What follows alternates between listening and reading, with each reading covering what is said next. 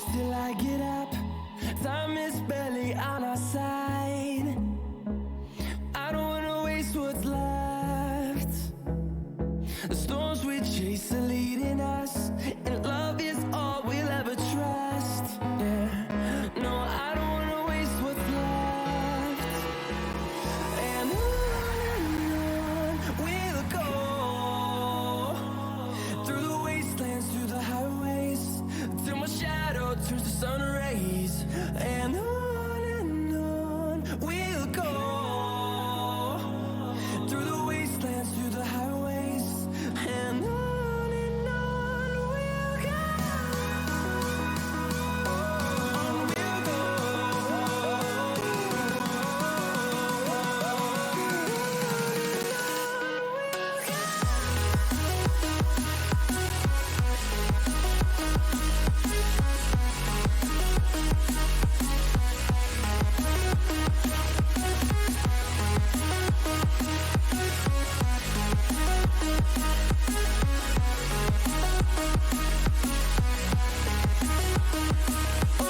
On we'll go. On we'll go,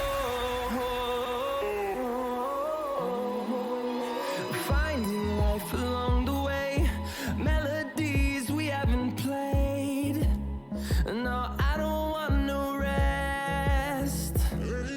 Echoing around these walls, fighting to create a song. I don't wanna miss a beat. And on we'll go, through the wastelands, through the highways, till my shadow turns to sun rays.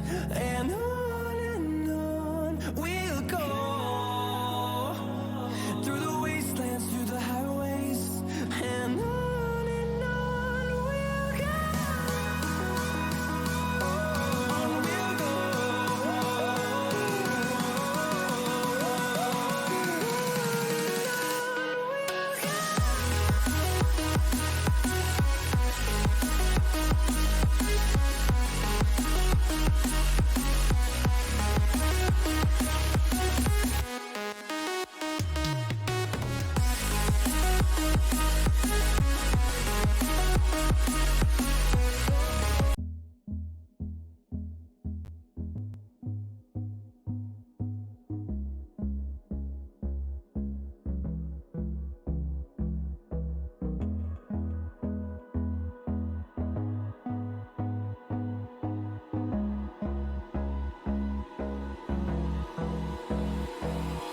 Hold me close till I get up.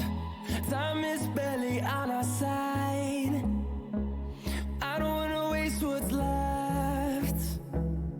The storms we chase are leading us, and love is all we'll ever trust. Yeah, no, I don't wanna waste what's left. And on we'll go, through the wastelands, through the highways, till my shadow turns to sun rays. And on we'll go. Okay, good evening. It is time for some Star Wars. Now, I am going to start over with this book because my last Star Wars stream, my computer locked up about 15 minutes into the stream. So I'm just going to go ahead and start over with it. So we're starting into Red Harvest by Joe Schreiber. It takes place, where is it? 3645 BBY. That's before the Battle of Yavin, if you didn't know that already. So it's about 80 pages total. So we'll just see how far we get. And hopefully the problem is fixed now. So let's get into it. Wim Nichter stood just outside the circle, awaiting first blood. The cold morning air of Odasser-Fosten tasted like ozone, numbing his tongue and lips, making his heart pound harder in his chest until it actually shook the heavy fabric of his wind-resistant tunic. He had climbed the 77 steps to the top of the temple with the other students, muscles aching sweat from his exertion still drying in the wind. The lightsaber training session was over. Now the duels would begin. In the 3 standard years since he'd arrived at the academy, Nictor had come to anticipate these duels with a special kind of excitement. A tall, rangy 17-year-old with a thatch of jet black hair, he gazed into the circle with hungry, blue-gray eyes that matched the unforgiving landscape almost perfectly. Nictor looked down from the top of the temple. The Sith Academy resembled nothing so much as a partially demolished wheel, its spokes radiating crookedly out from the central hub of the tower. Its ancient chambers enclosed walkways, tunnels, and temples, and the great library that served as its haunted heart had all long ago begun to crumble and deteriorate from decades of accumulated snow and ice and the constantly shifting tectonic eccentricities of the planetary crust. The result was a sprawling ruin of forgotten spaces, some of them palatially groaning under tons of age-tortured Sith architecture. It was here that they'd come, Nictor and several hundred others, to learn everything they needed to know about the dark side of the Force. Directly across from him, Lord Shackweth, the Sith Blade Master, took 3 steps forward into the open space, turning to regard the students from beneath the hood of his cloak. For a moment the wind had fallen still. All was quiet except for the scrape of his boots across the flat, uneven surface. The Blade Master's stony countenance betrayed no hint of expression. The thin, lipless slit of his mouth never moved. No comment was made, nor was any needed. This was the moment when the first challenge would be made, and Nictor, along with all his peers, had heard the rumors. This was the day that Lusk was going to issue his challenge. Rance Lusk was the Academy's top student, a Sith acolyte of such fierce promise and potential that few, if any, dared approach him, let alone face him in a duel. These days he spent most of his time in private training sessions with Shackweth and the other masters at the Academy. Some said that he'd even sat in meditation with Lord Scabrous himself up in the tower, although Nictor had his private doubts about this last bit. He hadn't met a student yet who actually claimed to have been inside the tower. Even so, he waited, holding his breath. The group had fallen absolutely silent. A moment later, Lusk stepped forward. He was an agile, muscular figure in a robe and tunic with a long face and flaming red hair that he'd grown long, pulled back, and kept braided so tight that it pulled on the corners of his pale green eyes, giving him a slightly slanted look. But his most outstanding feature was the self-contained silence that hovered around him like a lethal cloud. To approach him closely was to experience a climate of dull dread. The 1 or 2 times Nictor had accidentally bumped into Lusk in the halls of the Academy, he'd actually felt the temperature drop along with the oxygen content. Lusk emanated menace. He breathed it out like carbon dioxide. There are definitely some typos in this. Nictor felt his whole body fall still, save his pounding heart, as Lusk turned slowly to regard his fellow acolytes with an indifferent, almost reptilian stare. As far as opponents went, there were only a few worthy of his time. Lusk's gaze passed over Jura Ostrogoth, Skopik, Nace, Ra'at, some of the most skilled duelists in the group. If challenged, Nictor wondered would any of them accept. The humiliation of backing down was nothing compared with the potential catastrophe of losing to Lusk in the circle. In his hands, even a training blade with its durasteel shaft and millions of microscopic, toxin-filled barbs could deal out disastrous injury. Lusk stopped, and Nictor realized that the red-haired acolyte was staring at him. Lusk's words hung in the air. "I challenge Nictor." At first, Nictor was certain that he'd misheard. Then the reality sank in, and he felt his innards drop, as if the ground itself had abruptly vaporized beneath his feet. Time seemed to have stopped. He was aware of Shackweth and all the apprentices turning around to look in his direction, waiting for him to step forward or back down. As a purely practical matter, Lusk's selection made no sense. Although he could hold his own in practice, Nictor was clearly the other student's inferior, providing no opportunity to hone his skills or even offer the others a good performance.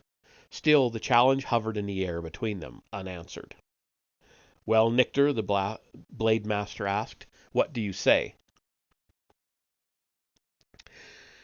Nictor lowered his head, feeling a slow, familiar warmth crawl into his cheeks and neck. He was aware that a formal reply wasn't necessary. Simply bowing his head and stepping back would be answer enough, and a moment later the whispers would begin as what little prestige he'd managed to garner here in the last 2 years began to evaporate around him. It was an unwinnable dilemma, of course, but at least this way he could walk away intact. Several of Lusk's previous opponents hadn't been so lucky. The last 3 had left the academy after losing to him. One had taken his own life. It was as if losing to Lusk had done something to them, inflicted some profound inner wound from which there was no recovery. The answer was obvious. Nictor would just step back and bow out. And so he was as shocked as any of them when he heard himself say, "I accept." The murmur of surprise rippled audibly through the other apprentices. Even Shackweth cocked one thorny eyebrow. Nictor blinked, unable to believe what he'd just said. He hadn't meant to speak at all. The words had bubbled out of him involuntarily. Looking up at Lusk, seeing the slightest hint of a smile curling at the corners of that small, unremarkable mouth, Nictor realized that, of everyone here, only Lusk was unsurprised by his response. And for the first time, Oh, we're in an ad. I will wait. For people watching this later, it might be a little annoying that I'm stopping for the ad, but for people watching live, they want to hear what the story is, so I am just going to blather on here about nothing until the ad ends, which is in 30 seconds. So, not everybody sees the ads, but I don't know who does and who doesn't, so at this particular moment. So we'll just take up the time, and we've got, 13 seconds. I have never read this before, so I'm interested in the story, and I hope everyone else is too. Okay, we are back. So,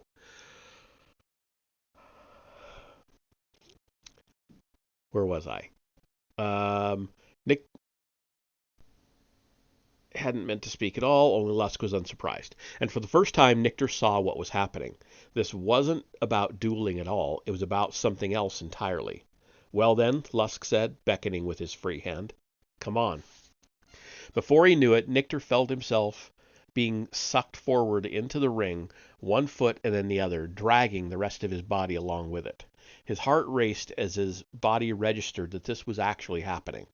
No, his mind protested. "I'm not doing this. I don't want this." But that didn't matter, because all he could see now was Lusk's smile broadening enough to show a faint yellow glint of canines behind the lips. Nictor knew what was going on, and what was worse, Lusk knew that he knew. Lusk's eyes were braziers of pure sadistic pleasure, and their intensity transformed his otherwise plain face, distorting it somehow, making it appear horrible. They were face to face now, close enough that Nictor could feel that terrible coldness spilling out of Lusk's pores, and Lusk raised his training blade, its shaft hissing through the air as he placed himself in standard ready position. "Don't," Nictor wanted to say, his eyes silently pleading, but instead he saw his own blade go up. It was too late. Whatever was being done to him, whatever Lusk was doing to him, Lusk's blade swung down hard and fast. Nictor reacted instantly with instinctive speed and agility ingrained from countless practice sessions. Metal struck metal with a clang that shook the air, reverberating through the circle around them and making it hum like a high-voltage circuit. Something snapped to life inside Nictor, and when Lusk came at him again, he was ready, deflecting Lusk's next thrust with a sharp, unhesitating parry and snapping back with a move that suddenly created an opening between them. From what sounded like far away, Nictor heard the crowd let out a slight, appreciative mutter. He'd already outlasted their most pessimistic expectations. Lusk charged forward again, and Nictor sprang to deflect the thrust, less skillfully now. That fleeting sense of competence was already gone, stripped away, replaced by a dizzying loss of perspective. How had he gotten so close so quickly? Lusk was moving too fast, and Nictor's blade seemed to have come to life all on its own in his hand, jerking and slashing to hold Lusk off. But Lusk's cold smile told the whole story. "I own you, maggot," it said, the strength of the other cadets' will booming through Nictor's skull, "and you will do as you're told." No, Nictor's jaw clenched, summoning what remained of his resolve. He understood now that his only hope lay in freeing himself, wresting his will away from Lusk's authority. What the other acolyte was practicing on him now was obviously some advanced force mind control technique learned from one of the Sith Lords at the Academy, perhaps at the knee of Scabrous himself. Had the rumors of his secret tutelage been true after all? Whatever the case, for reasons known only to Lusk, he'd decided to try it out this morning on Nictor, and Nictor had nothing to counter with. Okay, how's our sound? Yeah, okay, we're good. With an audible grunt of effort, Nictor surged forward again, blade at the ready, only to be met by a bemused smirk of contempt, as if Lusk expected nothing else.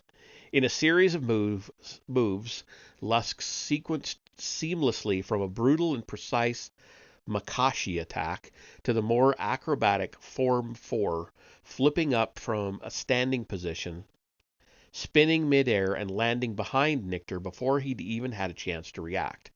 Too late, Nictor heard the blade hiss off to his right, whipping across his elbow, and he let out a sharp, agonized cry as his hand went numb, fingers springing open to release his blade. Helpless, disarmed, he felt the cold tip of Lusk's durasteel come to rest against the back of his neck, biting into the skin just below the base of his skull. There was that awful numb sensation that Nictor knew all too well, the second before the nerve ending registered an overload of pain. At least it was over. Now Lusk's voice throbbed inside his head. It was low and toneless, an irresistible command. "Push yourself backward into my blade." Nictor resisted, straining forward, muscles drawing taut in his neck, but it was useless. He couldn't hold back. The pain swelled, doubled back on itself, grew infinitely worse, shrieking through him, and some grim, instinctive part of him knew that he was seconds away from severing his own spinal cord, shorting out his brain, and extinguishing all remaining thought in that final instant of consciousness. He sucked air through his teeth and looked out, as if from some great distance, at the laces of the others outside the circle staring him down. Laces? The faces. Like I said, there's some typos here. At the faces of the others outside the circle staring him down. Their eyes were bright and eager, awaiting the inevitable coup de grace. Curse you, Nictor thought. Curse every stinking one of you. I hope you all have to endure this torture or worse. I hope you each suffer like I am suffering now. I hope... With a gasp, Nictor lurched forward, suddenly free, away from the blade, reaching up to place one hand over the painful but ultimately superficial wound it had left just above the bony knob of his vertebral prominence. He could barely manage to keep his hand upright. The battle, both physical and mental, had reduced his body to a blurry hologram of its former self. muscles trembling, wrung to rags, skin and hair drenched in fresh sweat. His head felt like it was going to explode. He couldn't catch his breath. Turning around to face Lusk on legs that seemed as though they might betray him and buckle at any moment, he caught a glimpse of the other acolyte's impenetrable green eyes. "You only lived because I let you," those eyes said, and Nictor understood that in the end, Lusk's act of mercy had sentenced him to the greater humiliation of unwarranted survival. He looked away, turned, and made his way through the crowd. No one spoke or made a sound as he followed the stone steps downward from the top of the temple to the snow-strafed walkway below. Okay, and then it's got a 2. I'm wondering if that's the end of the chapter. Oh, okay. So the first chapter was called Ring. So this is the chapter markers in this. It's a weird format here. So Crack is the second chapter. By noon, news of Nictor's defeat had traveled through the entire academy. None of the other students had seen what had happened to him afterward, but Jura Ostrogoth assumed that Nictor had gone to the infirmary to be treated for his physical wounds, or back to the dorms to lick his less tangible ones. Either way, Jura told Kindra, the two of them ducking past the crooked slab of stone that marked one of the 5 entrance ways to the academy's library, it doesn't matter now, does it? He was barely scraping by anyway. Kindred nodded but didn't say anything. They were on their way to the dining hall for their midday meal. After a brief reprieve this morning, it was snowing again. Harder, now thin,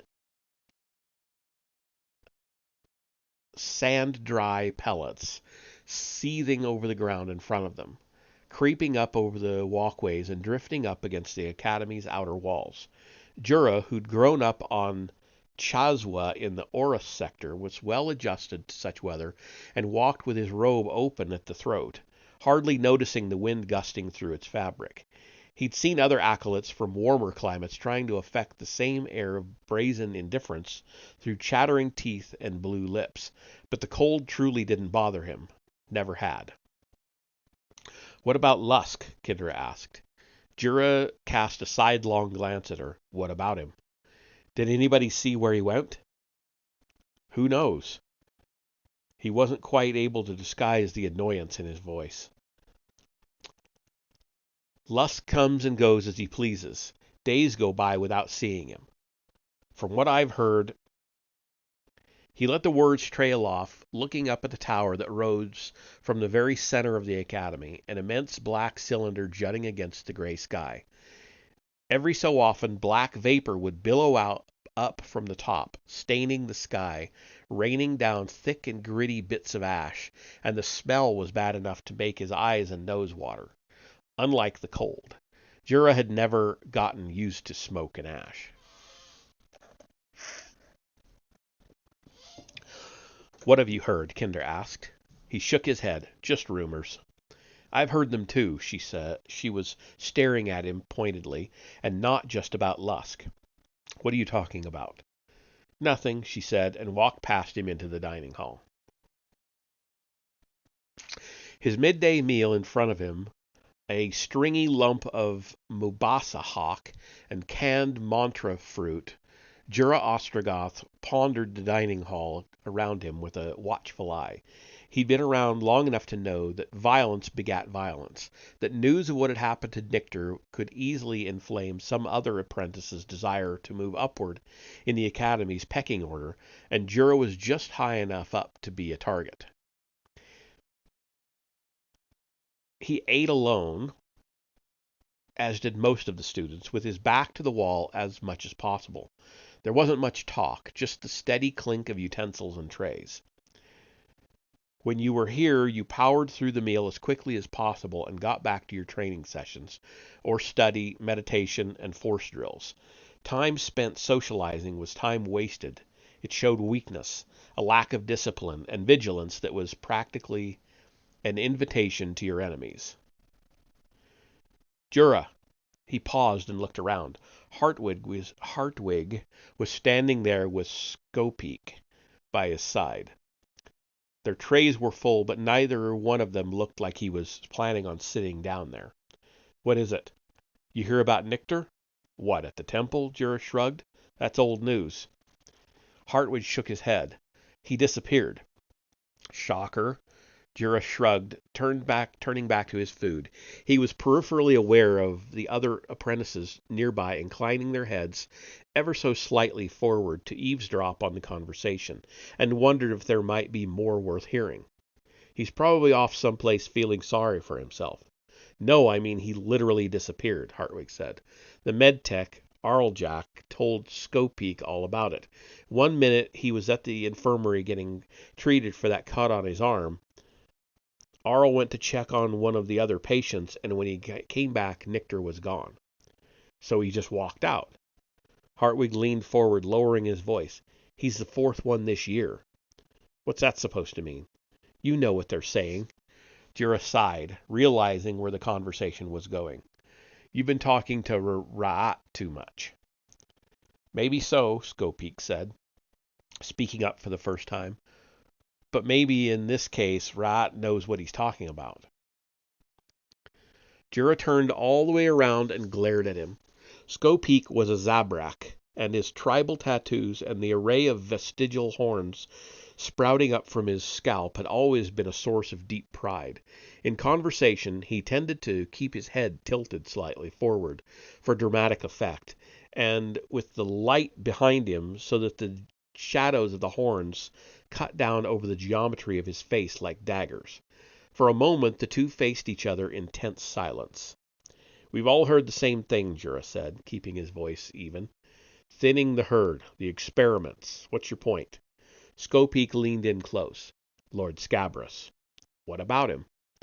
"If he is abducting students for his own purposes," Skopeek said, "then someone needs to find out who might be next." Jura let out a dry little laugh, but it didn't come out as dismissive or scornful as he'd hoped. "And how do you plan on getting that information?" "I'm not," the Zabrak told him and pointed at him. "You are." "Me?" "You're perfect for the job. Everyone knows you have the survival instincts of a hungry Dianaga. You'll find a way." Jura pushed back his chair and stood up in one fluid motion. Swinging one hand forward, he reached up and snapped his fingers tight around the Zabrak's throat, clamping down on the windpipe hard enough that he felt the cartilage pop. It happened so fast that despite the strength and weight discrepancy, Skopeek was caught off guard, but only momentarily. When he spoke again, his voice was calm, almost casual, and quiet enough that only Jura could hear him. "There's a saying on my home planet, Ostrogoth. Only a fool turns his back on an unpaid debt. You think about that." Skopeek nodded slightly at Jura's arm. "Now, because you do still have some value to me, I'll allow you to remove your hand from my throat voluntarily and save face in front of your peers. But the next time I see you, you will tell me what you found out about the disappearances." The Zabrak smiled thinly.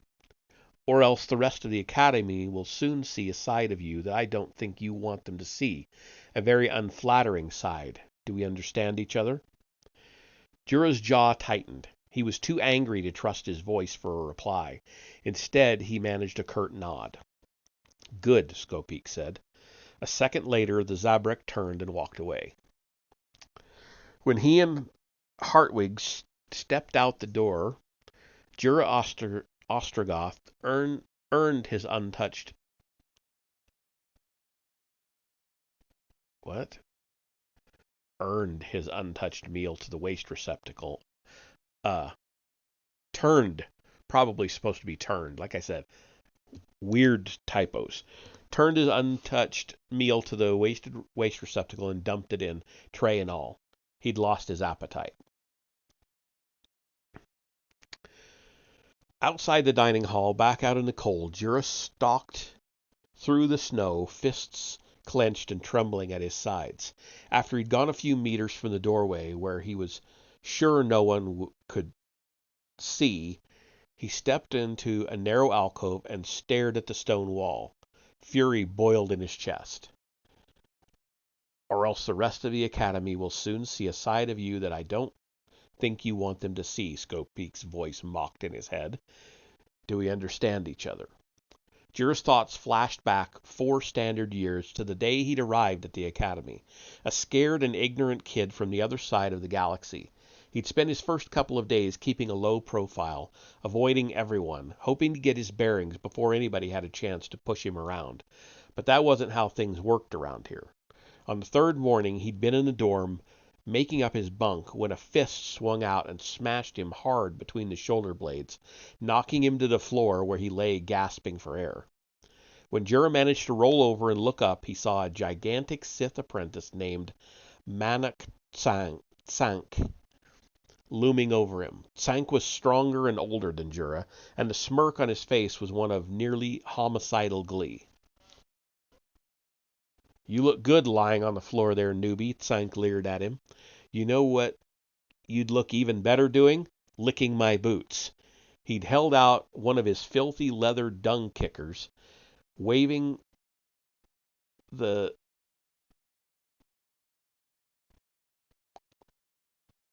I don't know what that word's supposed to be. It's coming up as ROC, but we'll say waving the toe right under Jura's nose, close enough that Jura could smell the tauntaun droppings. Tsank had been sentenced to cleaning the paddocks for some minor offense. Go ahead, newbie, give him a good tongue polish. Even then, Jura had known this was a test. How he responded would determine the way he was treated forever after in the Academy's court of public opinion. Grimly, with the air of someone planning his own funeral, he had stood up and told Tsank exactly what he could do with his boot. The results had been even worse than he'd expected. Tsank punched him in the face so hard that Jura blacked out, and when he woke up, his entire head was a gonging carillon of pain. He couldn't move. There was a dirty rag stuffed in his mouth, crammed so far back that he almost choked on it. Looking down, he saw that he was naked and tied to the bunk by his feet and ankles, while Tsank stood over him, grinning with malevolence that bordered on madness. When Jura tried to inhale, he started gagging, and panic took hold of him. He lost all control and burst into frightened tears, while Tsank howled with laughter. And then abruptly the laughter had stopped. His last memory of Tsank was the thin, surprised yelp that the sadistic apprentice had let out right before he'd gone flying backward out the door. When Jura had craned his head and looked up through tear-blurred eyes, he'd seen Skopeek standing there. The Zabrak had made no immediate move to untie him. Instead, he'd been holding what Jura realized was some type of holocam, pointing it at him while the lens autofocused. Smile, Skopeek had said from behind the cam, walking around the bunk, still recording Jura, where he lay struggling to regain control of baser bodily functions. Hold on, let me get your good side. When he was satisfied with the footage, he'd put the recorder away, yanked the rag out of Jura's mouth, and untied him. Get up, he told Jura. Come on. He glanced back out the half-open doorway where Tsank had landed, half-conscious and crumpled. I gave him a good shot to the head, but it won't keep him down forever. Jura struggled to his feet, wiped the blood and snot from his nose, and hurriedly struggled back into his robes. Thanks, he mumbled. Skopeek waved Jura's gratitude off as if it disgusted him, then ejected the holo cartridge from the cam and slipped it into his pocket, giving it a protective little pat. For safekeeping, he said, and Jura got the message. None of what happened had been about kindness or mercy. Jura was in his pocket now, and however long he stayed there, the Zabrak wasn't going to let him forget it. And newbie, Skopeek had said, on his way out the door, welcome to the Academy.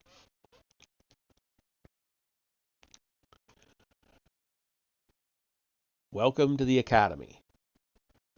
Jerked back into the present moment by the blazing flames of his own anger, Jura blinked away the image of the cartridge in the Zabrak's pocket. Standing here in the shadows between buildings, the urge to lash out was something he could no longer master. He raised both hands and unleashed a burst of dark side energy into the wall itself. Electric heat leapt through his wrists and palms, slamming into the rock, cracking it down the middle. He closed his eyes and exhaled, momentarily relieved. He knew he should have saved his anger, held on to it, and used it in one of the combat drills, but he couldn't help himself. Opening his eyes, he looked at the cracked wall. It had been strong, but now it was damaged, its value weakened in some fundamental way by what had been inflicted on it. I am that wall. Turning away, he stepped back out of the shadows, his mind already trying to work out how he was going to get Skopeek's information for him. Okay. We're only on the 7th page. I'm going to keep going. I'm going to do it one more, I think. I don't know. Like I said, it's kind of a weird... It's a PDF, and it's kind of weird. So I don't know how many chapters there are, but this is the beginning of chapter 3. Deep Down Trauma Hounds is the name of this chapter. Nictor awoke in the cage. He had no memory of how he'd gotten here or how long he'd been inside. The last thing he remembered was sitting in the infirmary waiting for Arljack to come back and check the wound on the back of his neck. And in fact, for one disoriented moment, he thought he was still there. It's cold in here, he'd started to say. Hey, Arl, you mind turning up the heat a little bit? But this was not the infirmary. He tried to sit up and slammed his head against the metal bars above him, hard enough to make him let out an angry moan of pain. Just exactly what was going on here. The cage was small, forcing him to remain hunched forward, either on his hands and knees or in a slouch-shouldered sitting position. The top part of his tunic had been ripped away, leaving him naked from the waist up. His back hurt, really hurt, from the base of his skull all the way down to the bottom of his spine, a low, steady throb that made his molars ache. As if to mock his immediate claustrophobic situation, the room outside the cage was very large and very dark. From inside, Nictor could see almost all of it. It was a circular shape, perhaps 50 meters across, illuminated by an irregular assemblage of flashing monitor equipment, candles, and torchlight. Laboratory equipment crowded every available surface and corner.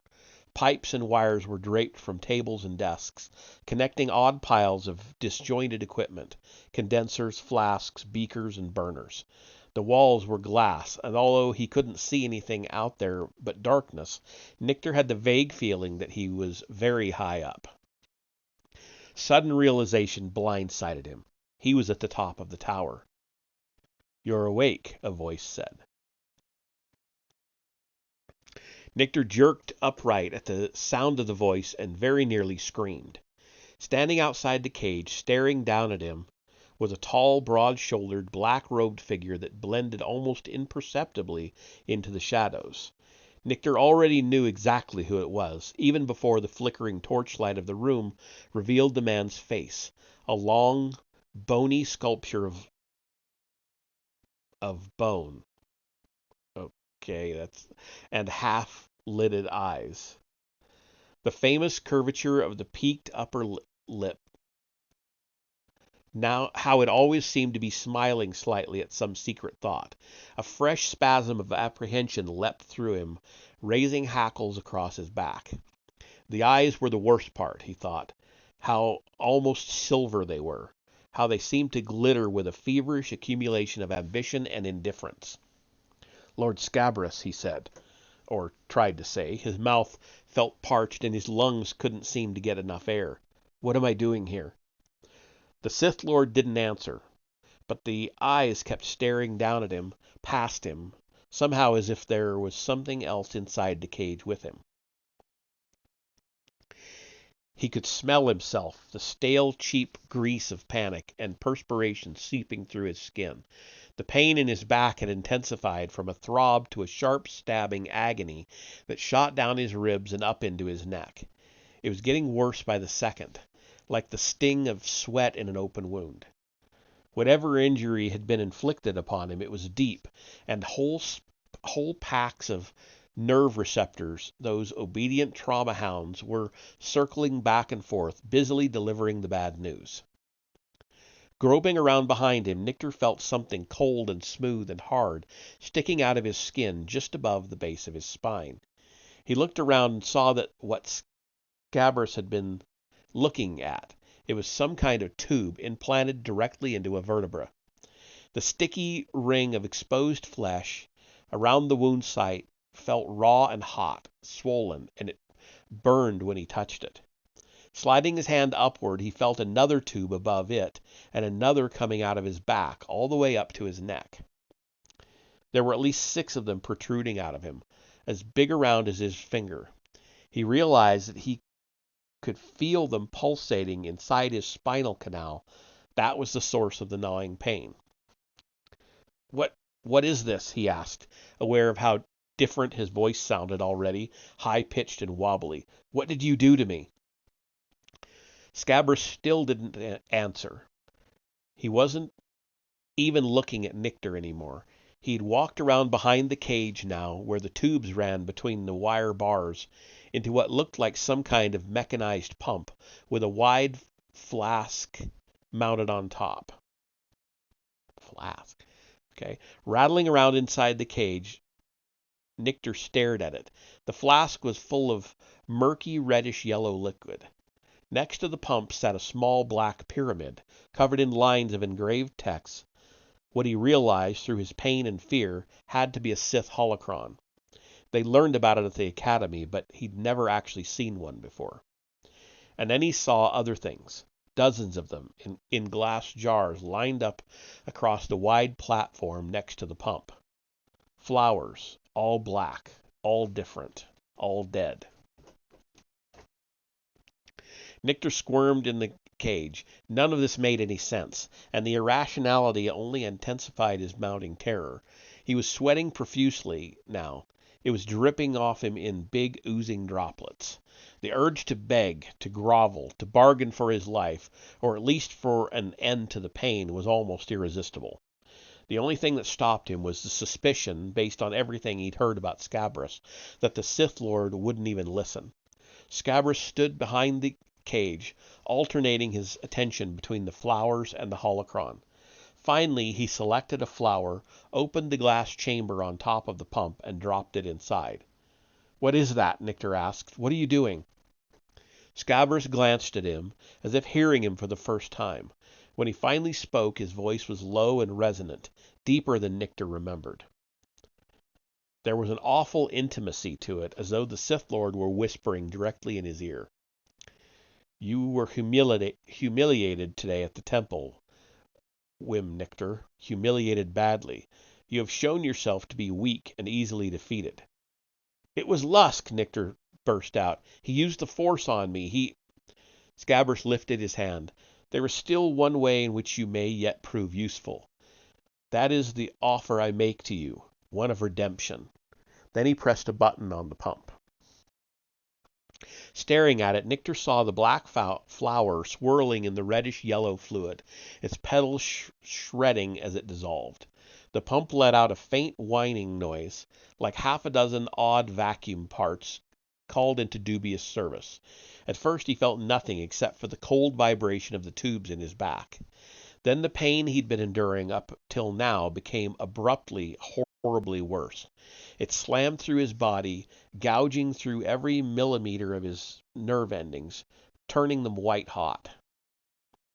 Nictor arched forward and screamed. The pain owned him. He surrendered to it utterly. It became a vast, all-encompassing neutron star, and as it sucked him forward, he saw Scabrous watching him through the cage. The last thing Nictor saw before he blacked out was Scabrous turning away from him, swinging his arm across the long counter above the pump, sending the flowers and their vessels crashing to the floor. Okay. Let's see how long this next one is. I think I'll do one more. That'll be 4 chapters.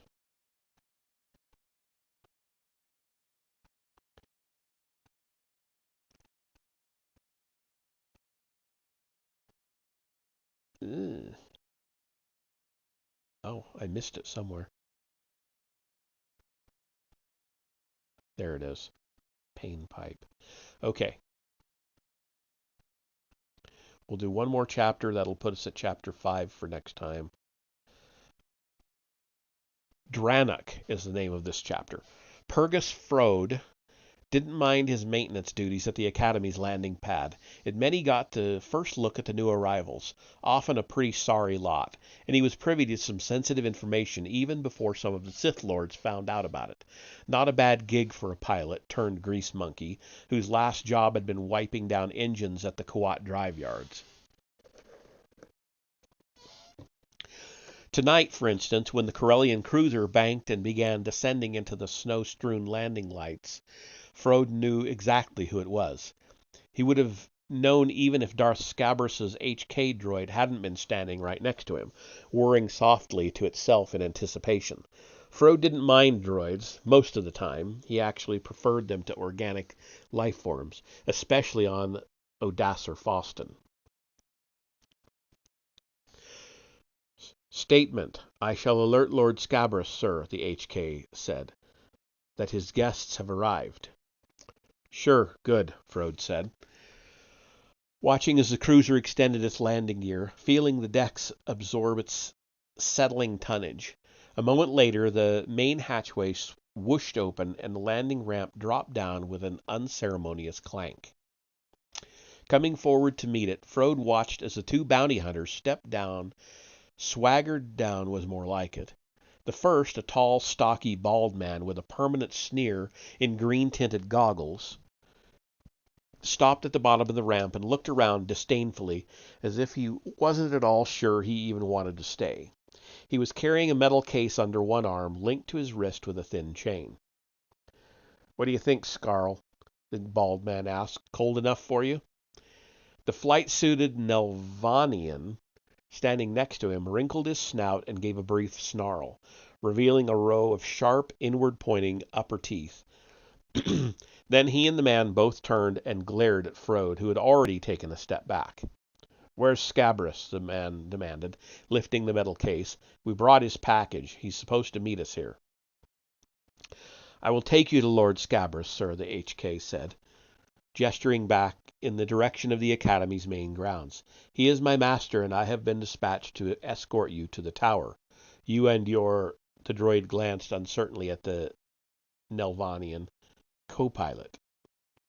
"Scarl's my partner," the man said. "My name's Drannoch. Anything that's worth having in this galaxy you can get through us." He made no move to follow the HK. "Speaking of which, your boss better have the rest of the credits he owes me for this little beauty. It wasn't exactly easy to procure." The HK responded promptly. "Answer. Payment has been arranged in full, sir. Rest assured you will receive it shortly. If you don't end up dead." Drannoch nodded, the surly expression never quite leaving his lips, as he glanced around the snowy terrain surrounding the landing pad. What a pit. Glancing at Frode, he jerked one thumb back in the direction of the ship. "Keep her hot, Ace. We're not staying on this rock 1 second longer than we have to. And refuel her while you're at it. Think you can handle that?" "Sure," Frode said. "No problem." He'd already decided he didn't care for the man or his partner, but he was careful not to let it show in his voice. "It'll be ready when you get back." Ignoring him, the bounty hunter turned and followed the droid, with the Nalvanian easily keeping pace to his right, paws crunching in the snow. By the time they reached the tower, Drannoch had already decided how he was going to handle this. Right up to the moment they'd landed, he hadn't been entirely sure about his course of action. It was nothing personal. He and Scarl had always worked together well enough. The Nelvanian was a superior tracker and always good in a fight. Plus he was loyal, a trait that Drannoch obviously didn't share. But money-wise, things hadn't been going so well lately. Their last few jobs weren't paying as much as he'd hoped, and Drannoch was tired of splitting everything down the middle. So it was settled then. Once Scabrous paid the balance of what he owed them. "Statement. It's through here, sir," the HK said, gesturing up at the tower. Right this way. Dranik paused in his tracks and looked up. He'd seen some weird architecture in his time, but the Sith Lord's tower was unsettling in a different way. It was imposing, yes, and much taller than it looked from the air, but there was another quality to it, an indefinable sense of wrongness, as if it had been built at some unnatural angle so that it seemed to curl down on top of him like an immense black claw. He'd once overheard talk in some spaceport about the Sith, how they'd learned to manipulate spatial geometry itself, creating buildings that were, in themselves, detached from physical reality. The guy telling the story had claimed you could get lost inside a Sith labyrinth and never escape. Dranik had dismissed it as a lot of drunken superstition, but looking at the tower now, he wasn't sure. He didn't like standing in front of it, and liked even less the idea of going inside. But that was where the payment was, and that settled it. All right, he turned to Scarl. You better wait out here, just in case something goes wrong. The Nelvanian looked at him and gave an uneasy growl. This isn't how we normally do things, that growl said. This isn't standard operating procedure. Hey, Dranik said, with all the brusque, hail fellow well-met heartiness that he could muster. Trust me, will you? We're both safer if you're out here watching the door. I'll settle up with Scabrous and bring the money out. And before Scarl had a chance to argue, he'd followed the droid inside. Even though they were out of the wind, Dranik felt the temperature drop sharply. It was dark enough that his first few steps were guided mainly by the pale blue light spill from the HK's dorsal processor array. A second or two later, his eyes began to adjust, and he could make out the wide circular space around them, supported by pillars and massive stone arches that made up the tower's lowest level.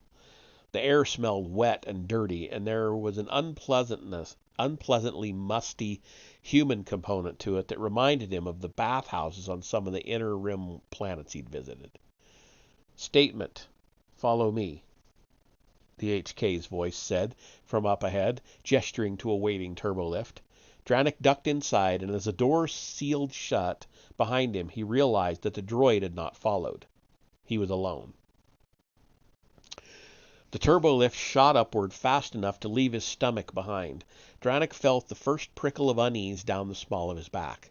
The lift was still rising. Was it taking him all the way to the top? Finally, it halted and the doors opened. Lord Scabrous, Dranik called out, loud enough to make himself heard. Your droid sent me up. He realized that he was holding the metal case in front of him like a shield. I brought your package. Silence. It was a big circular room to his eyes. It looked like a laboratory furnished by somebody with a serious fetish for the arcane. Dranik had heard that some of these Sith Lords could be decidedly peculiar, mixing technology with the ancient ways of their people, preserving the old ways whenever possible. This proved it. Tall arching windows made up the surrounding walls, with sconces, candles, and torches protruding above them, along with pulsing panels and banks of lights. Machinery hummed with a low, irregular drone that made the air itself seem to vibrate in Dranik's nostrils and the pit of his throat. He made his way past the piles and tables of scientific equipment, not particularly liking the way the torches made his shadow leap and twitch across the bare stone floor behind him, as if there was someone following on his heels. A smell hung in the air, thick and familiar, but as yet indefinable. Chemicals? No, it was sweeter than that, almost cloying, like a cooking smell.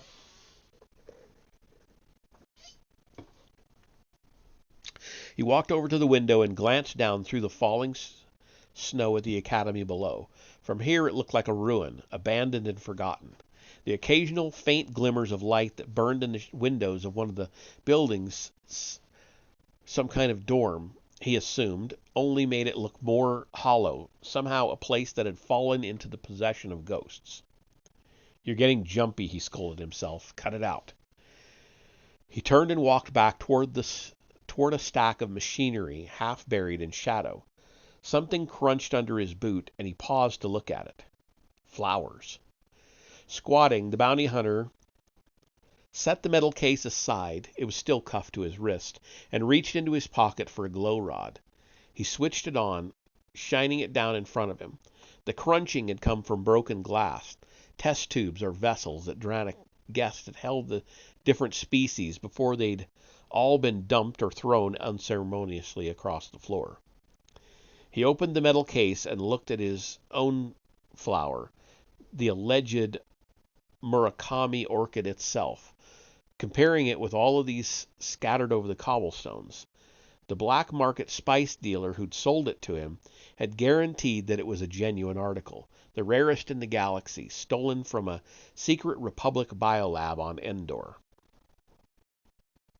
The dealer had even provided him documented proof, complex chemical and gas spectroscopy equations that Dranik had pretended to understand. But now, looking at these other flowers on the floor, rejects all, Dranik found at least two that looked exactly like it. His breath caught in his throat. He'd been duped, and now... Dranik. The bounty hunter froze at the sound of his own name, the voice turning his breath to dry ice in his lungs. Up ahead, standing between him and the exit, a tall, dark-cloaked figure gazed back at him from the other side of a long stone table. Dranik realized that he was looking into the face of a man with long, refined features, the aquiline nose, raked brow, and prominent cheekbones stretched out until they were almost a caricature of arrogance. Thick gray hair, a strange silvery blue color, swept back away from his forehead. The figure extended one long-fingered hand, gesturing him forward, and at the same moment Dranik saw the man's eyes flicker and pulse as if reflecting the burst of some far-off explosion. I think I'm almost to the end of it. Maybe not. Yeah, I am. Okay. Lord Scabrous, did you bring the orchid? Where is it? A bluff. Then the bounty hunter realized that it was his only way out. He had bluffed his way out of tight spots before. This could be no different. This is it, he said, with manufactured brusqueness, holding up the open case to show its contents. The Murakami orchid, as you requested. When Darth Scabrous didn't move to take it, in fact, he didn't seem to move at all, Dranik unlocked the chain from his wrist, set the case in front of the Sith Lord, and stepped back. Still, Scabrous made no indication of coming around to examine the flower. His eyes remained locked on Dranik. Did you come alone? My associate is waiting outside, Dranik said, just in case. Your associate? That's right. And you have brought no one else with you? Dranik scowled a little. Who else would I have brought? Scabrous apparently didn't judge the question worthy of reply. The bounty hunter frowned, genuinely flummoxed now, his confusion only tightening the clenched fist of anxiety in his guts. Enough questions, he shot back, hoping the tone of impatience might help mask the fear. I delivered the orchid, as we agreed. Now where's my money? Scabrous still didn't make any move to respond. The moment stretched, and in the pursuant silence, Dranik realized that he smelled something else gathering around him, growing more potent, stronger than the reek of dead flowers, an aroma of roasting meat that had slowly begun to fill the air. Despite the tension, he felt his mouth beginning to water. It had been a while since he'd eaten. His stomach gave a noisy growl. You have failed me, Scabrous said. What? This is not the Murakami orchid. How can you tell? You haven't even looked at it. Scabrous lifted his head slowly. His entire body appeared to stiffen, to grow taller somehow. An illusion? Certainly, but Dranik still felt himself taking a step back like an unruly child being taken to task, spreading his hands out in supplication. Now, wait a second. Sit down. Dranik felt his knees buckle involuntarily, and he dropped down hard on the stone bench that he hadn't realized was there. Despite your failure, your payment awaits you, Scabrous gestured behind him to an arched doorway that Dranik hadn't noticed before, and the HK droid stepped out, pushing a cart with a huge silver tray on top. The droid wheeled the cart to the table and set down a plate and utensils in front of Dranik, along with a cup and a pitcher. Help yourself. Dranik shook his head. Whatever was underneath the lid of the silver tray, he wanted no part of it, and he realized now, with the merciless clarity of hindsight, how everything he'd done, taking the job, trusting the shady fence who had sold him the orchid, coming back up here alone, had all been links in some colossally ill-advised chain of disaster leading up to the penultimate moment of reckoning. Yet he could not stop his hand from stretching forward toward the platter, and reaching out, he lifted the lid. He stared at what lay underneath, sudden horror piling up inside his throat like a clogged siphon. It took less than a second to realize that the shaggy thing in front of him was the severed, stewed head of his partner, Scarl. The Nelvanian's mouth had been pried open wide enough to accommodate the ripe red jacara fruit that had been thrust between his jaws. Dead, boiled eyes gaped up at him with what almost looked like accusation. "What's wrong?" Scabrous' voice intoned, from what sounded like very far away. "You fully intended to betray him, did you not? I simply saved you the trouble." And then, leaning forward, "A traitor and an incompetent. One wonders how either one of you managed to survive this long."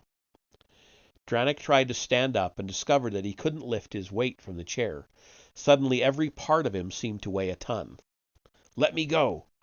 "Every traitor makes a meal of his allies." Scabrous held up a knife and fork in front of the bounty hunter's face. "This is your last meal, Dranik, and you must eat it, every morsel. That is the offer I present you.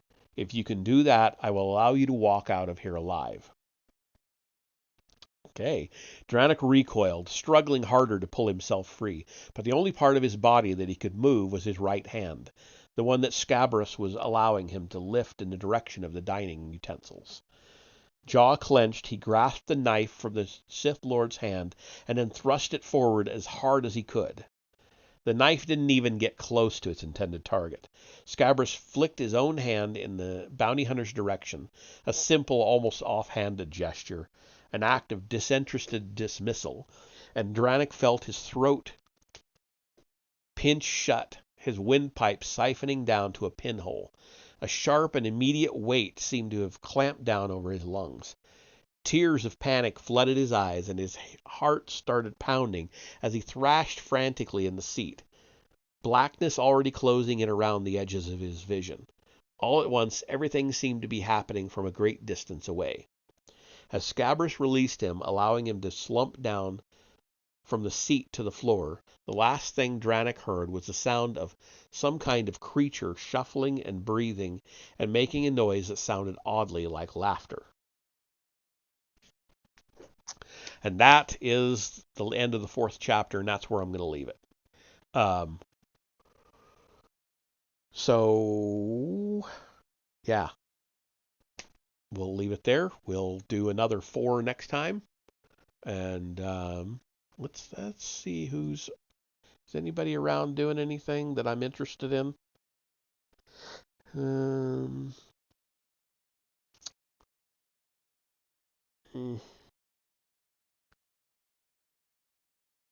Not really. Not really. So, we'll just skip the raid tonight, and I will see you all tomorrow night for some Far Cry 6. See you then. Don't like the lights, but it's camera time. Said take the picture, but you rolled your eyes. Now I'm mortified, and still terrorized. Push me behind to get my bed. I wanna push you back, that's all you love me. I'm back, tryna get me free. And I attacked you. That's just all true. No need to argue. And yeah,